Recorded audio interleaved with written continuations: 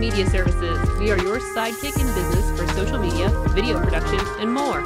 Find out more at sidekickmediaservices.com.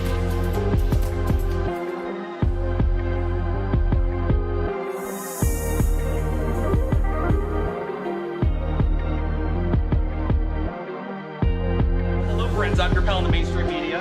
And I'm your Riz. And, Riz, it takes years of strenuous, dedicated training before you're worthy to step inside a professional wrestling ring. But it takes even more time to develop complex, highly astute opinions about professional wrestling. Am I right? That is correct.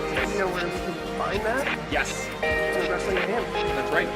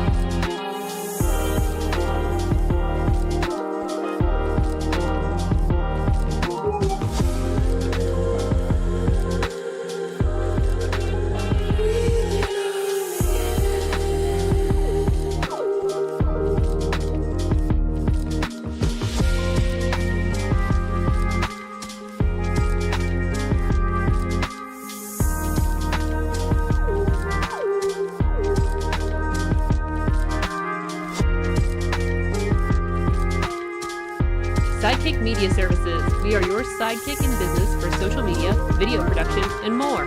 Find out more at sidekickmediaservices.com.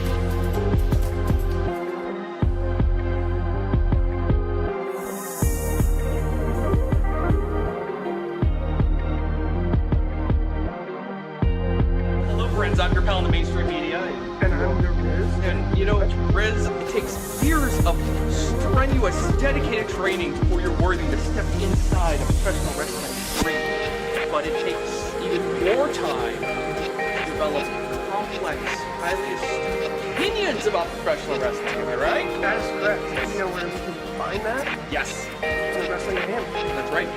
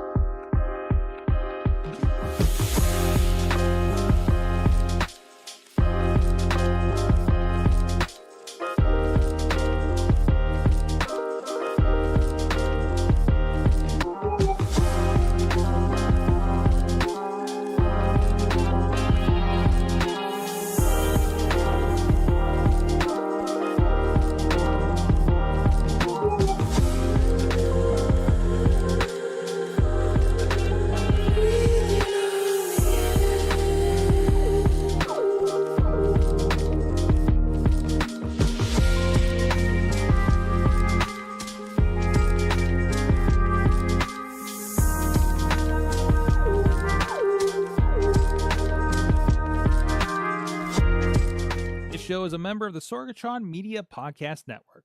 Find out more at sorgatronmedia.com. This show is brought to you by Slice on Broadway, supporting Pittsburgh podcasting with the perfect pepperoni pizza. Production services by Sidekick Media Services. And listeners like you, supporting us at patreon.com/AwesomeCast.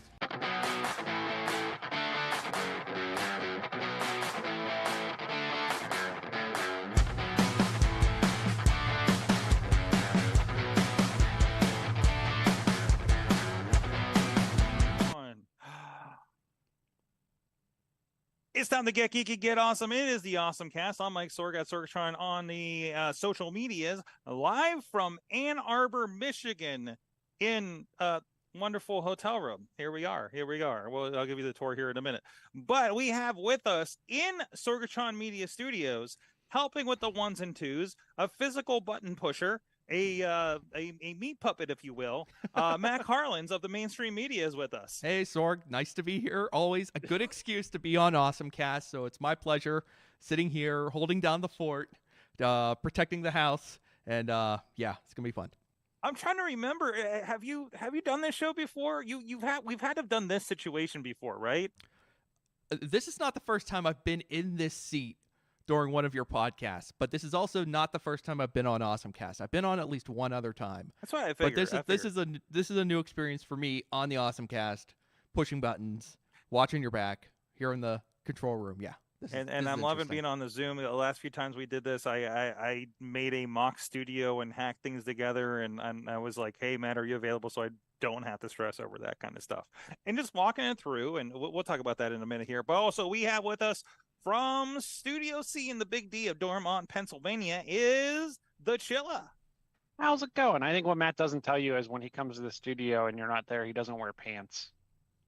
He just sits in your seat pantsless. Well, at least we have curtains now. So, because that would have been awkward before. Of course, Gadget Guru of Big Bank International Esquire. Thank you for joining us again, Chilla. Thanks for having me. And also with us, the running man, Dave Potter, is with us. Sorg, I am so happy to be here. I am so excited. I am ready to make my move for Mayhem Mania. Wait, is So that what- Pizza what I'm- Box? No, it's the So wrong what show. I'm going to do, I'm going No. to change what? It's the later show. This is the Awesome Cast. That's This the is Wrestling Mayhem AwesomeCast? show. Yeah, you're like Oh. 2 hours off. Oh, this is on me. My bad. This is on me. Okay. I okay. get it. We're We're good. in We Michigan, good. and we're in Michigan, and nobody knows what time zone we're in. Yeah. That this is on me. This is on me. Sorry. Okay. Sorry. all right. Much love to you guys. Much love. Okay, well, let's get into it with our awesome things of the week somehow. Where do we start with? Actually, Matt, you had a really interesting one that you brought up. Since you have been on for a while, let's start with you. Yeah, I'd be happy to. This actually just kind of came down the news wires within the last, I don't know, the last few hours or so. But this is quite the Avengers Assemble kind of streaming announcement. ESPN, Fox, and Warner Brothers Discovery joining forces for a combined sports streaming service. And what we're basically talking is this is going to cover a ton of stuff, and I'm going to scroll down a little bit so you could see that all the properties that are basically be covered. But the big ones are going to be like NFL.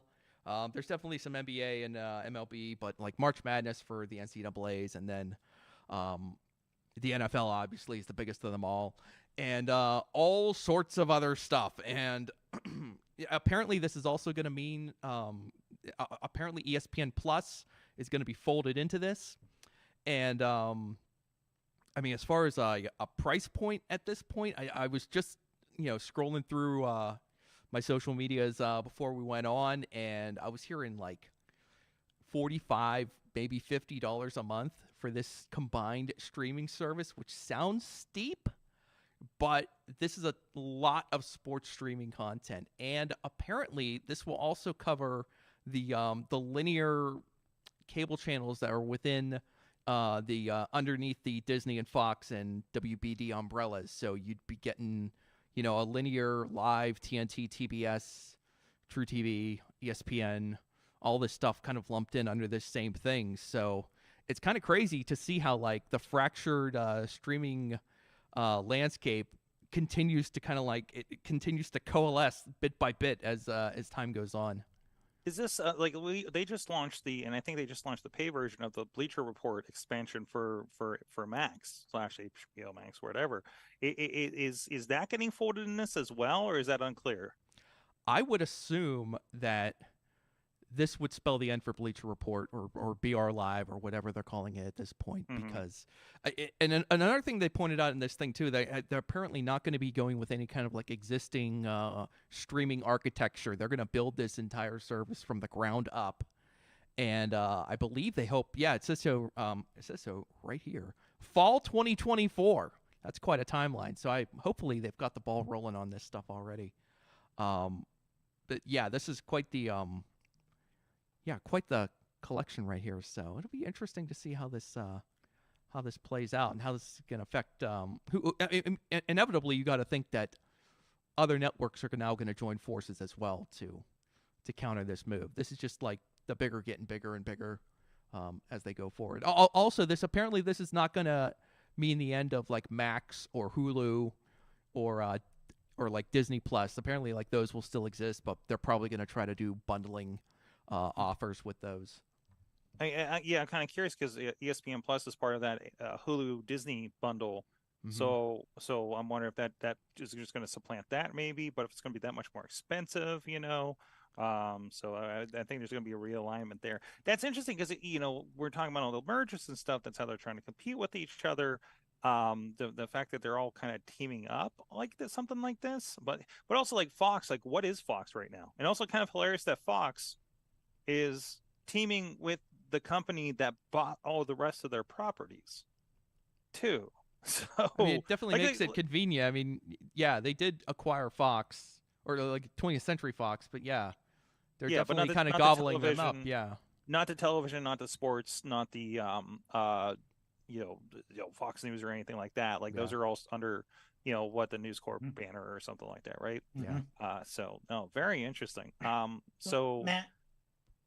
Oh, sorry, Sorg. No, go for it. Question. So this is basically everyone but NBC, Universal, and CBS then.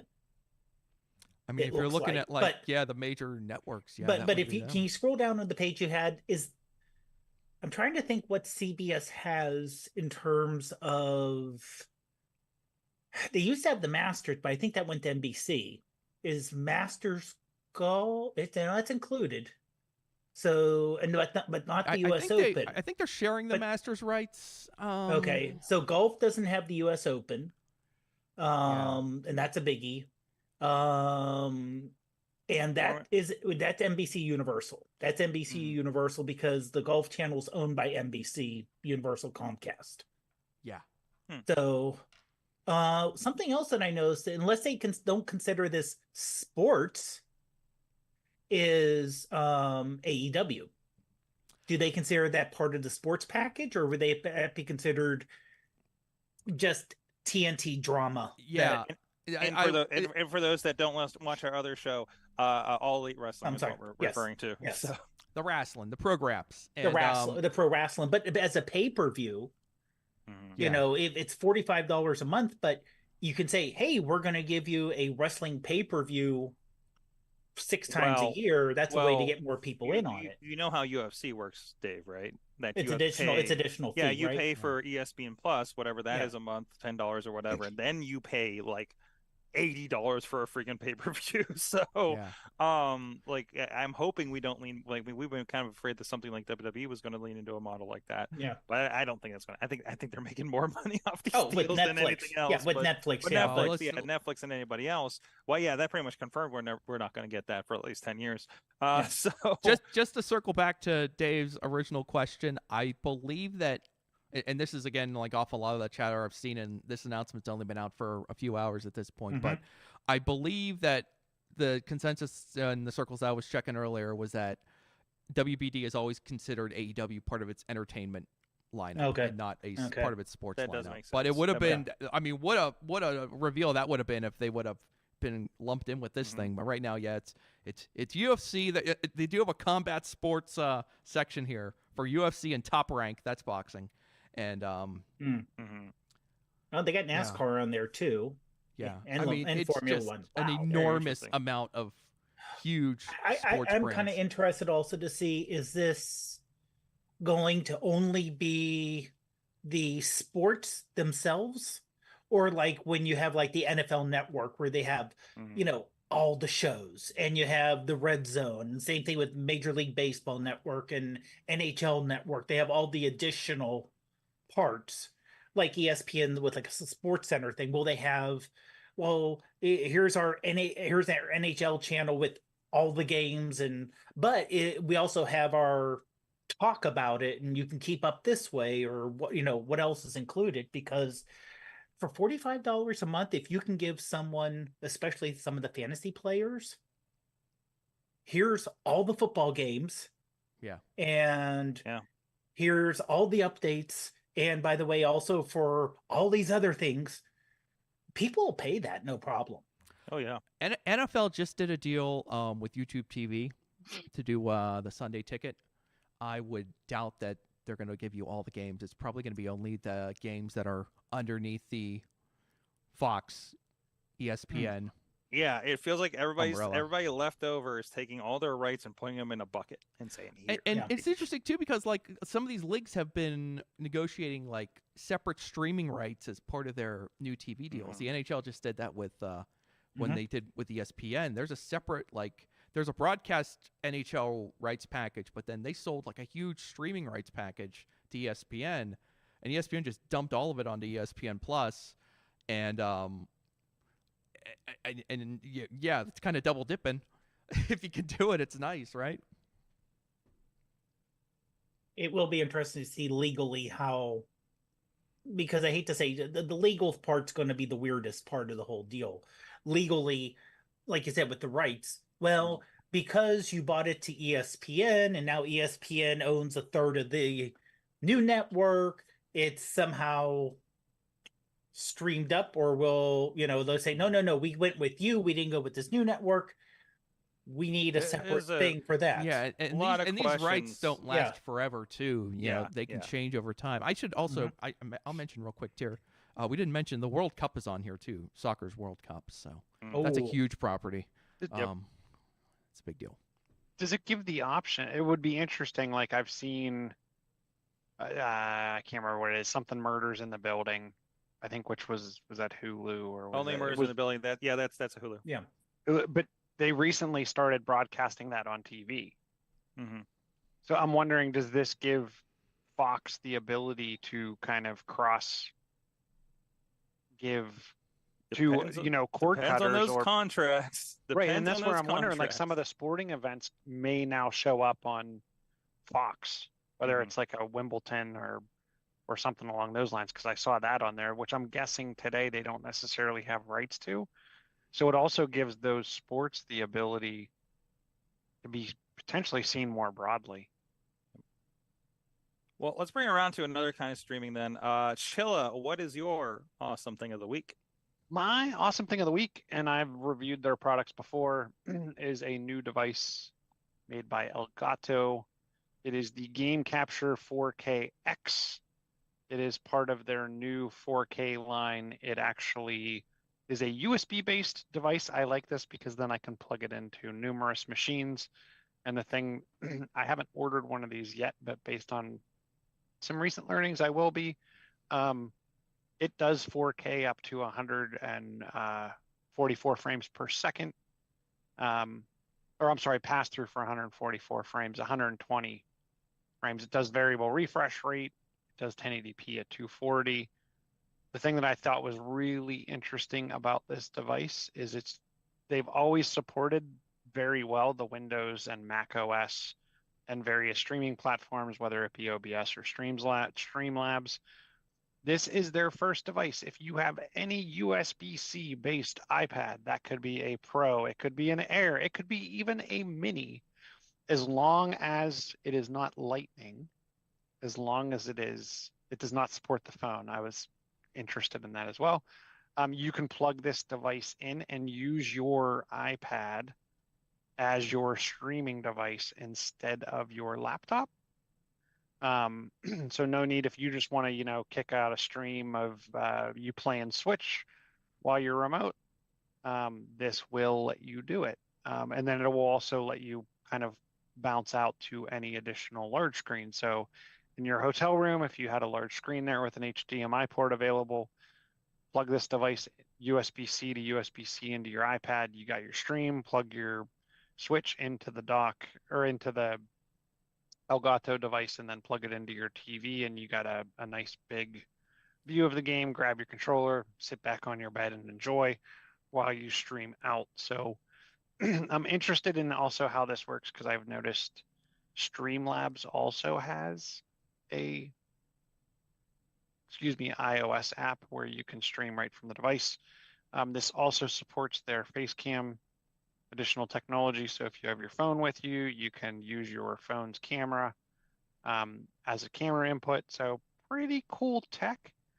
Sitting at about $230. I don't think, for what you're getting in this package and its capability, is not a bad price for a capture device. They did come out with a card version for this if you have a PC and want to actually put a capture card inside of your kind of desktop. They will have one of those, and they're keeping some of the lower end devices around at lower price points. But I've been a huge fan of these devices as I've typically used them with OBS. And if you're playing PAL World, it's the perfect device to stream PAL World out to the internets for people to watch you. I like it. And thank you for telling me about the new devices. I celebrated finding my Elgato HD60 in a box somewhere that I've been looking for ages. I hope it even still works with the new stuff.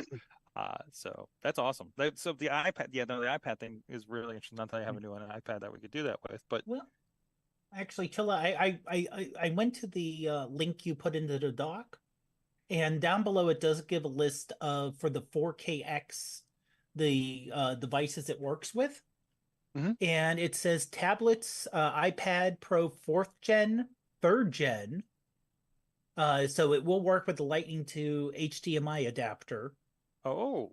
And it will work, it does say iPad. It says iPhone 15/Pro and 14 and Samsung Galaxy and Google Pixel with adapters. I'm on the edge of all those. It's interesting because the other part of the page has the asterisks of it works with iPad, and then it says asterisk with USB-C. Yeah. Huh. Yeah, if you go down to around halfway down the page that was in the link where it actually has like a picture with game on a device, play on a screen, capture to any system, there is my device compatible, and it gives that's for the game device else you're gaming on. Like you can okay. plug. So, and we do this a lot, right, with OBS. Okay. We take and plug an iPad because you want to be able to send the iPad video. Okay, you just can't you can't capture to. Yeah, you can't use that device. You can't use the old device as your capture-based device. Okay. But if you have the Lightning to HDMI connector, play it in, you can plug it in, and like if you were playing or capture to a PC. Yeah, you can capture it to any device that'll support. Okay. My misunderstanding on that. Sorry. No, that's okay. And for those of you that are interested in streaming your iPad, we actually learned that OBS on the Mac does native capture of iOS-based devices. So if you have an iPad and you just plug it in like you're going to charge it on your laptop and you're running OBS, OBS will grab the screen as an input. That's so awesome. Which actually then freed us up to have another capture device, like another device captured with the Elgato. Hot tip there. It does have to be. From my understanding, and I only have OBS set up on a Mac. From my understanding, it does have to be Mac based, and there's you get the direct video feed as a video based feed, and there's an interesting workaround. Have you ever on your Mac plugged in your iPad or iOS based device and gone into the camera apps where you can screen record your iPad? You can do a screen recording. Not through the Mac, no. Okay, on the Mac you can use the camera app, it may be Photo Booth or whatever. I think it's Photo Booth to grab. Or no, I'm sorry, it's QuickTime. You can use QuickTime to grab a video recording of any iOS-based device. If you bring that up and turn up the volume input in QuickTime, OBS will then pick up the volume. That was something that took me a good year to figure out how to get. I could always get the video stream, but I could never get the audio for the games we were playing. And you could do that little tweak, and then it adds it as a sound source, and you can bring it right in. Nice. All right, let's roll a partner with this awesome thing of the week. Okay, so my thing was recently, for reasons, we wanted to have a diabetes monitor, and we had an old one that we just happened to have around, and Now this is relatively inexpensive, but it's AccuCheck, so it's it's a brand name. It actually hooks up to your phone via Bluetooth and has an app that you can then track your diabetes ratings over time, and then you'll be able to, let's say if you have to track it for whatever reason, you can use their app and then go to your doctor and say, okay, well, here's my ratings, here's how my diabetes has been going, without having to write it down in a book or try to remember that, okay, I did this, what was that number I wrote down again, I can't read it. And I just remember where being Bluetooth connected to your smartphone was a high-end feature at one time. It was like, oh, and this is our special. You have to get our super deluxe model, which is so much more money. And now it's like, oh yeah, pretty much, unless you go with like the base bottom line, you can get connected via Bluetooth and connect it up to your smartphone.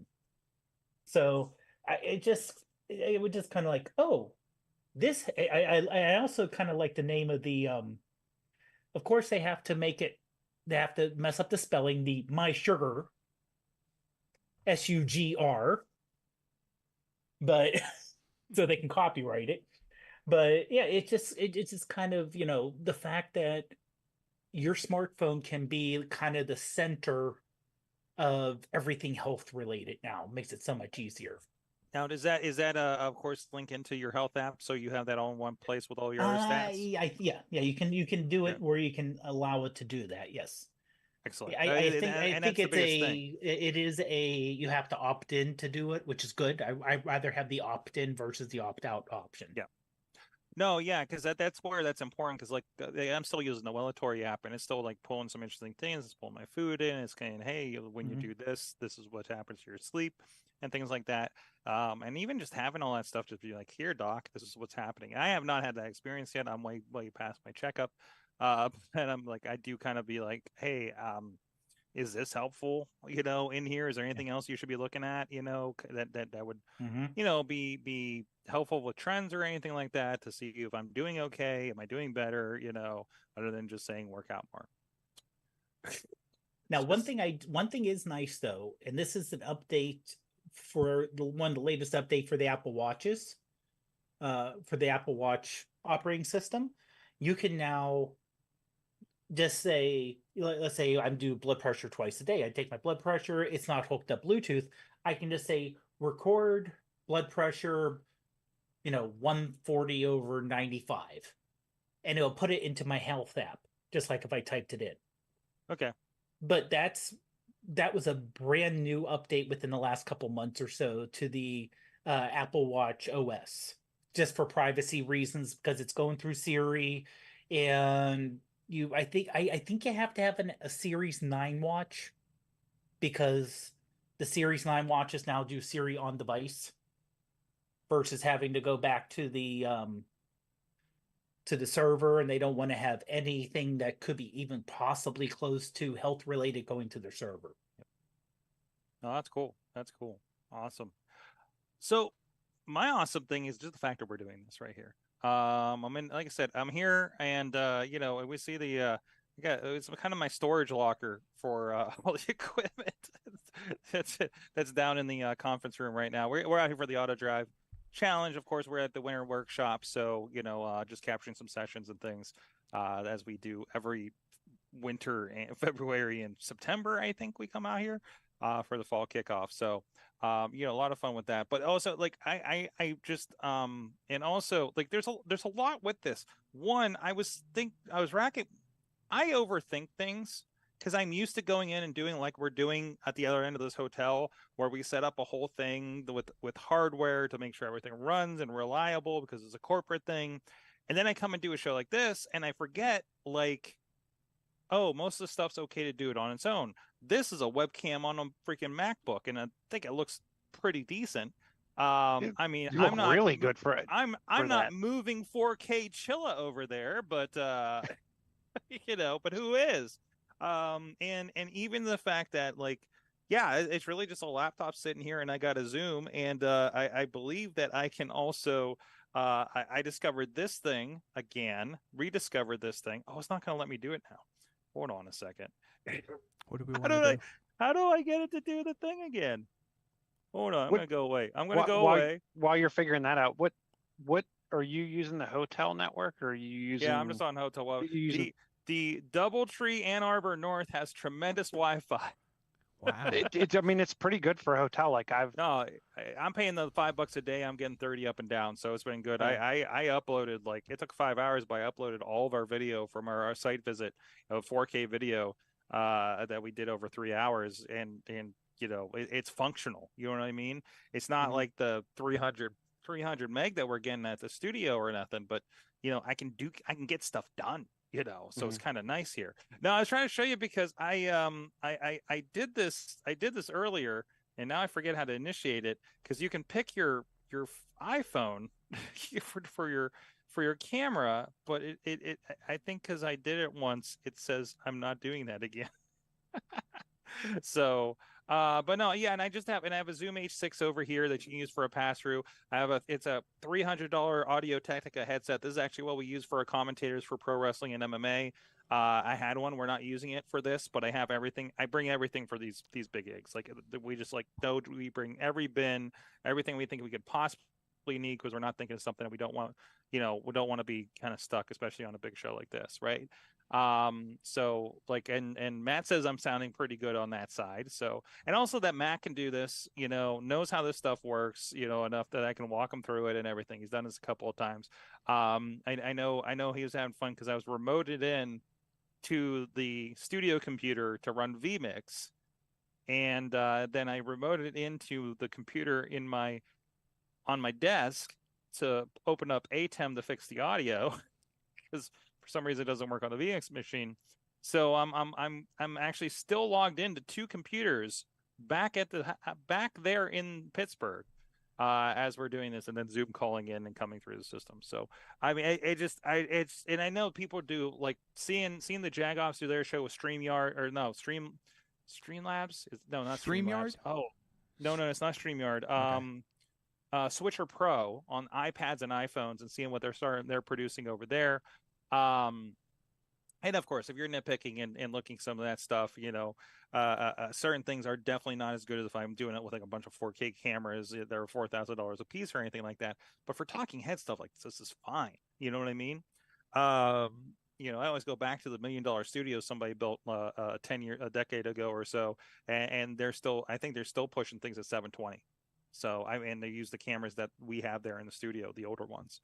what was the apps that Jagoff was using? They're using Switcher Pro, I believe Switcher it is. Switcher Pro.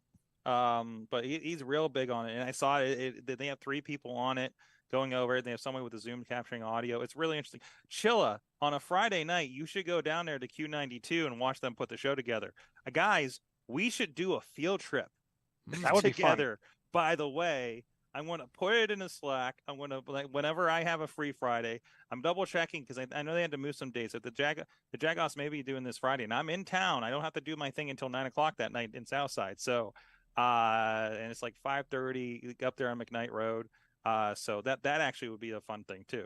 So, again, if it's something like that where they're rolling their own thing from scratch, you do that. If you're starting a studio today, you do that. So I think it's very interesting to see the Twit model with the studio, and then seeing what Daily Tech News Show has been doing with a very decentralized version of Twit, it seems. So they don't have the overhead, for one thing, right? They don't have a office park space and all that stuff going on. So I think it's very interesting to watch that, those different ideas. Of course, I'm sitting there with a studio that I'm paying for, wondering what we're doing.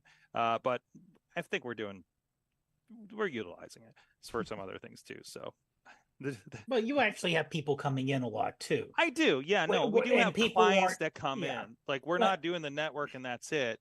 Yeah. Kind of situation. So, but yeah, no, it's really cool. And Matt, thank you so much for being our button pusher for this week. My pleasure. My pleasure.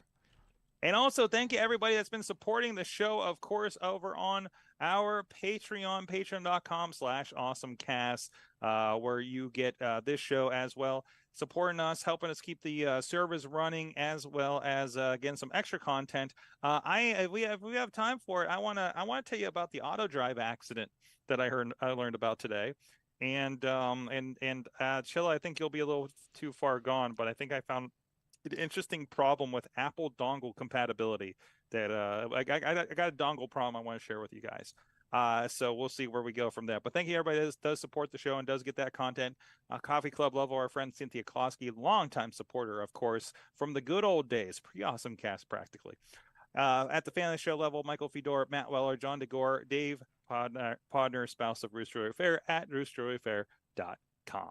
Of course. Thank you guys for supporting the show too at patreon.com/awesomecast. And we are here live every Tuesday, no matter what state I'm in, 7 p.m. Eastern time, on all of your streaming platforms. If you're listening on the podcast, you can join us. The Facebook is usually the most active, but Dave's actually in here now, so maybe not as much tonight. So you are the chat starter for us, though. I try to be. Actually, there's a few people watching right now. So what's up over on the Facebook? I see that, yeah. And everywhere else. I have to check the other chat room, see if anything else is going on there. But yeah, we are on YouTube. We're on Twitch. We're on Sorgatron Media on Twitch. The Instagram wasn't working tonight for some reason, so sorry if you like vertical video. So anyways, let's get to the back of the book on this thing. We got about 20 minutes before it's pumpkin time for Mr. Chilla. So let's see what we have here. I don't want to get in a long conversation. I don't think any of us have had hands-on with this.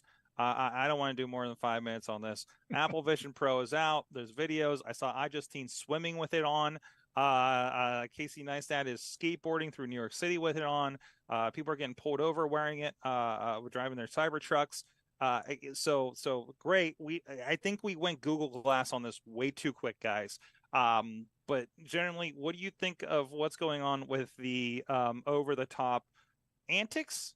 And is there anything that actually, I see a video here.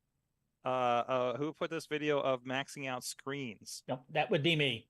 Is this the use case? Yeah, that is a use case. So that's someone actually working from home with different screens where you can just park them in the house. Okay. So if you wanted to have, a tab open for, this is what I want. This is what I want right here. Well, yeah, that's useful because the TV is not the TV. The TV is actually from the headset. So you can just take the video, however you're watching it. YouTube is not included because YouTube doesn't have an app, but the person who made Apollo for Reddit made a YouTube app, put it there. Oh, cooking. Well, I'll put my cooking screen in the kitchen. Yep. So you can go into your kitchen and there's your cooking screen app he has set up. Is this actual or is this? It's actual. This is actual footage from a Apple Vision Pro. Yeah.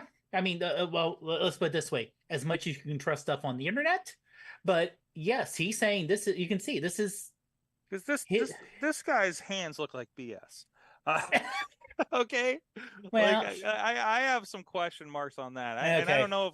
He has multiple. He does have multiple videos up. Okay, so it isn't just one video. And again, I'm watching it through like Zoom, right? So right. maybe that's why I'm having a question mark on that.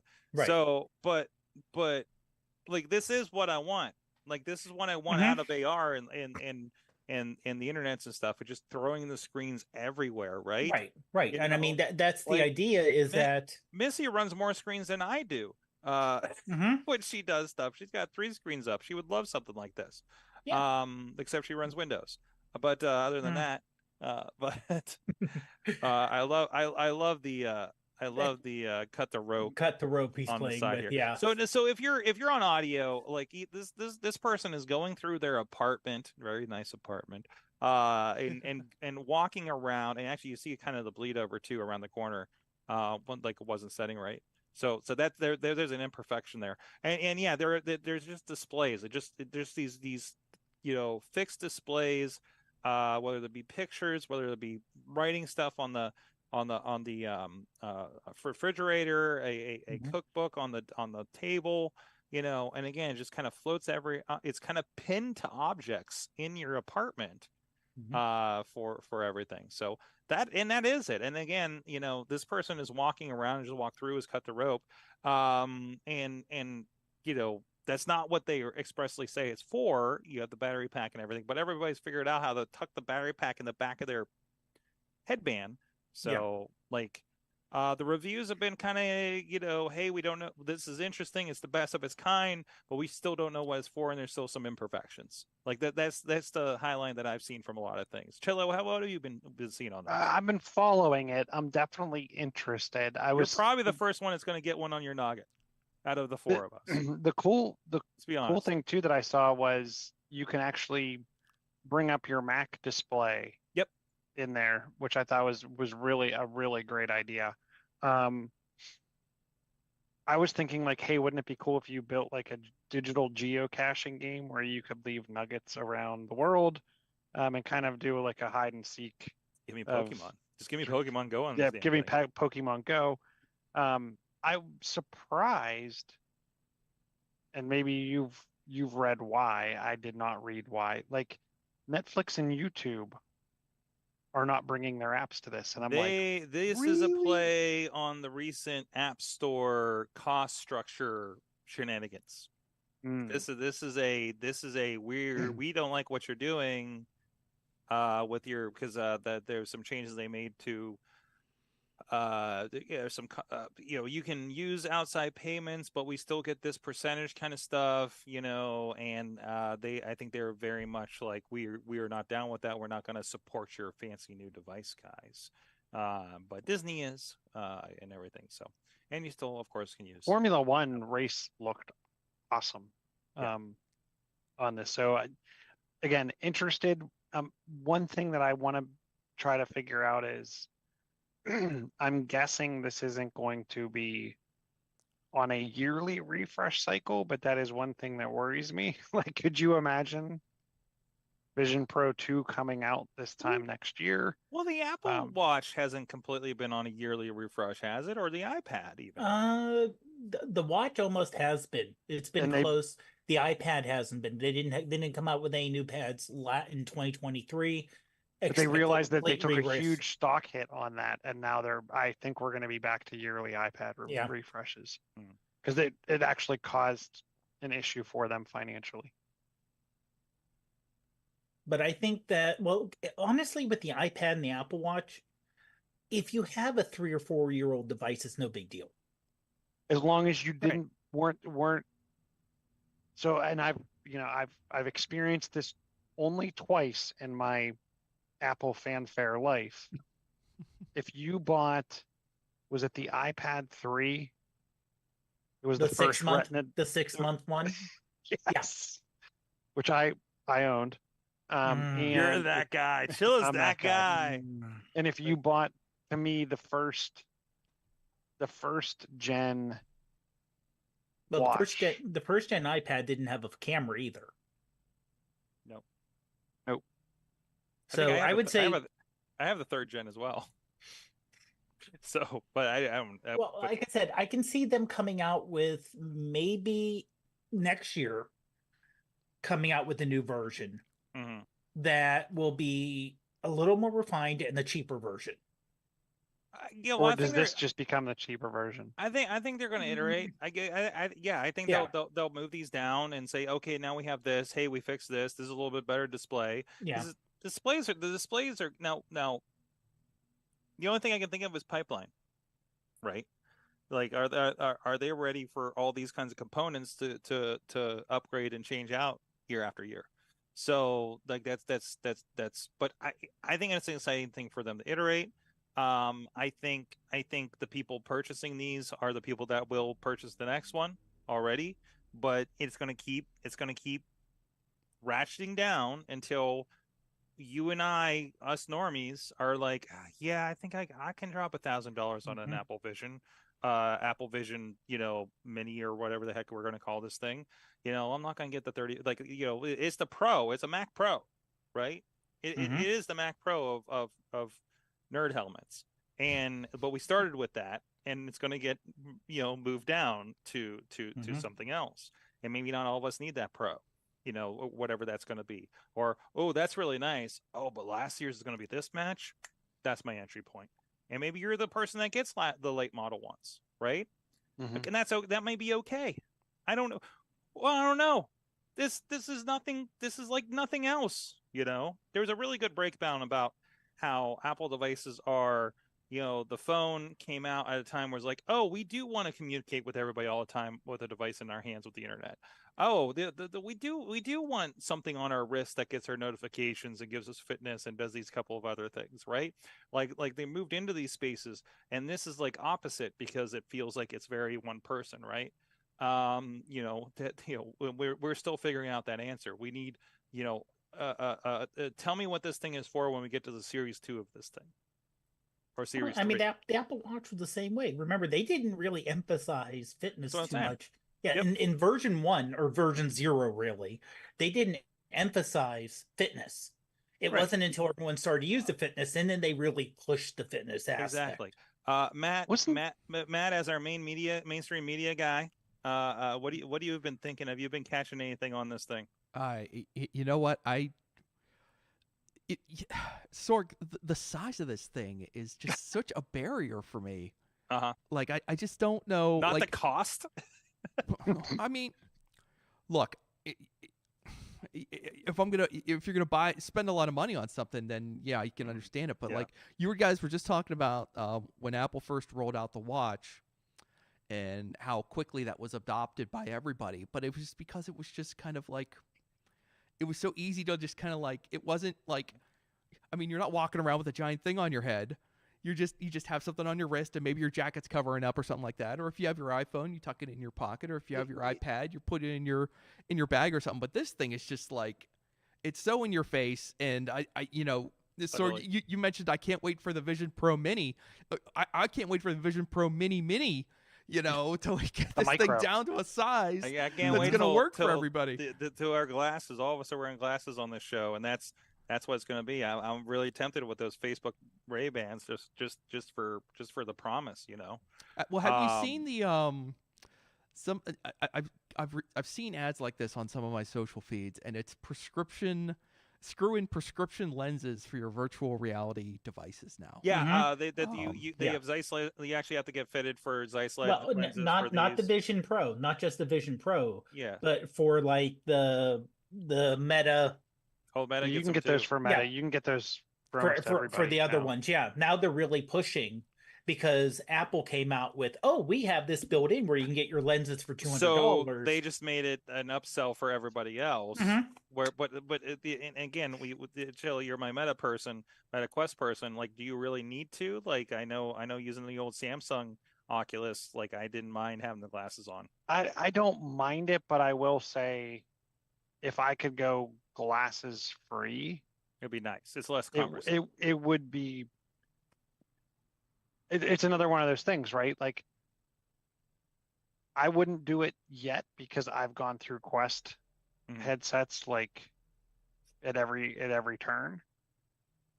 And that's also why I wouldn't do it probably with the Vision Pro, because you're apt to upgrade.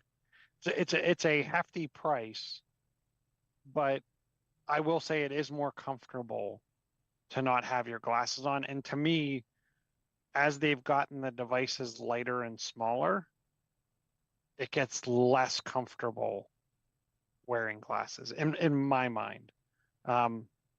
Maybe it depends on what kind of glass. Like I have a thicker plastic chunky glass versus, if you had ultralight wireframes that were thinner. I have bad eyes, so my glass is pretty thick. But I think it all depends on the headset and the wearer. But I would be more, if I knew it was a headset that was going to last me 3+ years, I would definitely invest in the lenses. We'll see how that rolls. What is there's another video in here.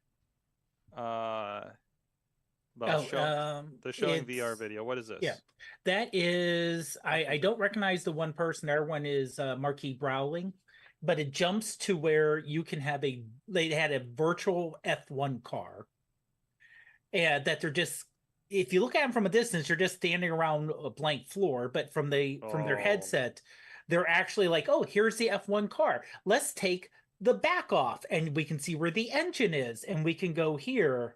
And they all have Apple Vision Pros on, so they're all looking at the same thing. So this is the promise of what HoloLens would have been from the looks of things. Meta Quest is getting there with the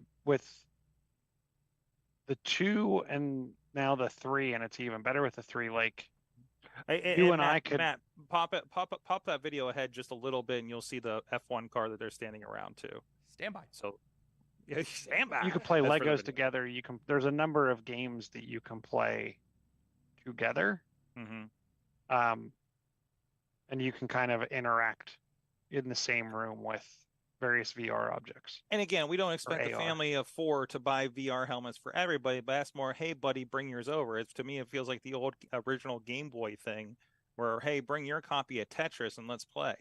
Bring your headsets and, we'll do that thing.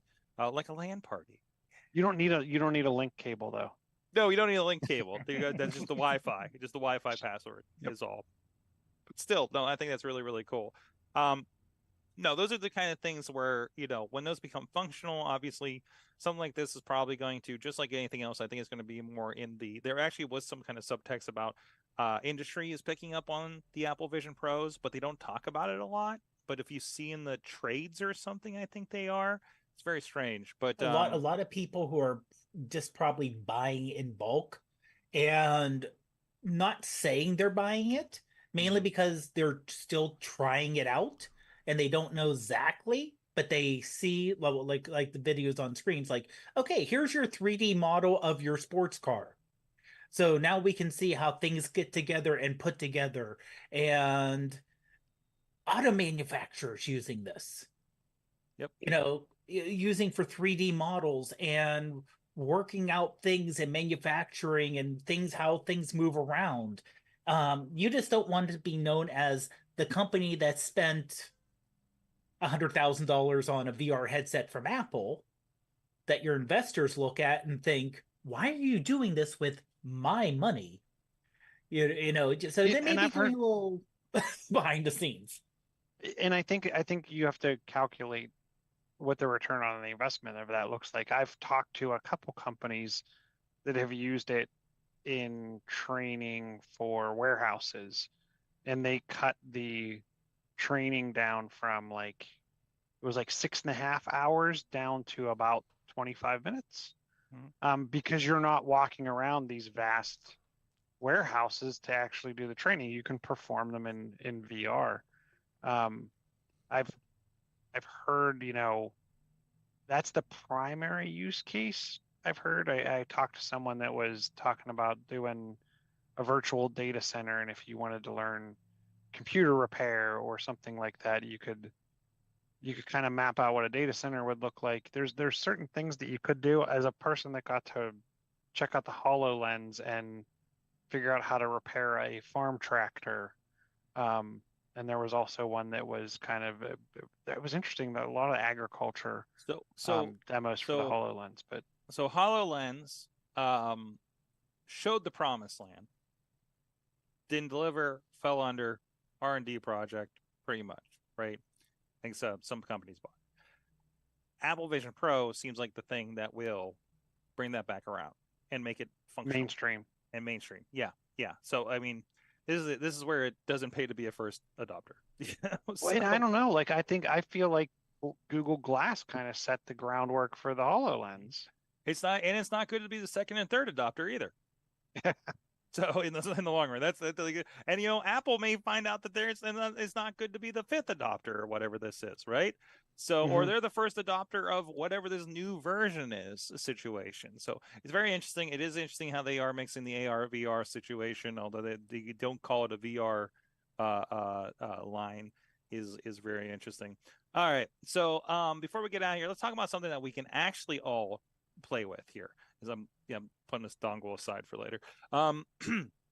Blue Sky is about to open up, guys. No more invite codes. Get in there.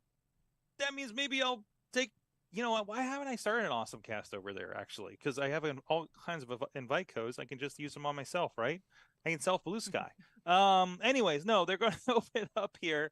Blue Sky is the Twitter alternative by one of the founders, former CEO, I think he is, of Twitter. You know, not that one. So no, they're going to be opening up, and this is in advance of again the is a decentralized Twitter competitor, which means it doesn't have a company that can be bought up and ran into the ground and have really interesting ideas and get invited to Congress and be embarrassed there. But anyways, they're also preparing to release their underlying protocol, and I believe this is an alternative to the Activity Pub thing that runs the Mastodon servers, if I'm not mistaken. No, wait, hold on. Yeah, I think it's an alternative because the protocol, AT or like @ signs kind of thing. But I don't fully have a grasp on where that's going to be. How is Blue Sky making money since they're decentralized? They're going to be charging users for additional features in its app. Oh, that's familiar. Also plans to cut purchases for things like custom feeds and developers in there. So they're going to attempt to create an ecosystem in there to do that kind of stuff. I don't know, like an everything app. Again, I think anybody that wants to can have gotten a invite link for this thing. It is a Twitter alternative. There are some people on there that I've been paying attention to here and there. But hey, if you're tired of all the other things and Mastodon seems too complicated to get on, I get it. This may be a good alternative for you to kind of start over. Just start over with this kind of stuff. But obviously, if you're somebody who is looking to gain a followership from scratch, but if you want to bring, it's I don't know. It depends on your mission right now. Socially, I think it's worth checking out, poking at, see if you like it, see if your friends are there, see if you can find new friends, maybe better friends than the other place. So, if you need a friend reset, if you need a social friend reset, it might be Blue Sky, could be Mastodon, but again, I think is the Mastodon the Linux of social media? That's an interesting way of putting it. It could be. Yeah, I'll go with that because it's not. It's powerful, but it's not turnkey easy. Because you still have to find a server to join, and that confuses most people. It doesn't take much to confuse people technology-wise, but saying you have to find a server to join, like, what do you mean I have to find? I signed up for the app. It's complicated. It's not. I download the app and I sign up and we go. Like it's literally not that. Thankfully I've been we have our own. We have Sorgatron Media.social, and I have some weird people kind of trying to sign up for that. I'm not approving people on my server if I don't know them. But if you guys out there in Patreon land want to join us, I will absolutely approve you. Just message us on Patreon what your username is. Go to sorgatronmedia.social. We'll take care of you. Join the community. Let's start a community. So, I'm hoping we can handhold things with that. But if it wasn't for like Twit was the first one that I'm on their Twit.social for kind of my main account while I'm playing with our own server, and I'm hoping to move everything over to my own server eventually. But yeah, it's not easy. It's and if you want a good experience, you got to pay for Ivory. Is my take on it. So. But anyways, we've talked about Ivory in the past. But it's that time. It's pumpkin time for one Chilla. Chilla, thank you so much. I don't know if you can stick around for a minute so I can tell you about my dongle problem here. I can't stick around for probably 2 or 3 minutes. All right. Let's speed out of here so we can get to my dongle. Chilla is at Chilla on the internets. Chilla579 on other internets. On socials. That's about it. John's Chilla on the other internets. Yes, he knows about a lot of tech stuff. And his house, I think, is alive. Is AI alive at this point? I don't know. So ask him about home automation too, because he knows a lot about that. Dave Podner, iPhoneography Podcast, and roosterlyaffair.com. Of course, always with that.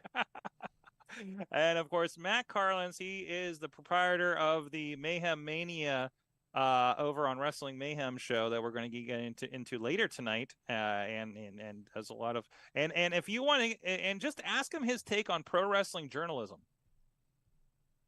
I have thoughts. Yes, you do. Yes, you do. I hope you took that one advice for tonight that I gave you. And I'm at Sorgatron. You can follow me on all the social medias as Sorgatron and see what I'm up to as we're roaming I'm going to say roaming the country, but it's just roaming the Midwest lately. Okay, don't be sending me anywhere warm, guys. Not until Florida next month. Anyways, thank you guys so much. Thank you to Matt Carlins for being on the ones and twos. Thank you everybody out there in the AwesomeCast Nation. You have been our awesome audience. Have an awesome week.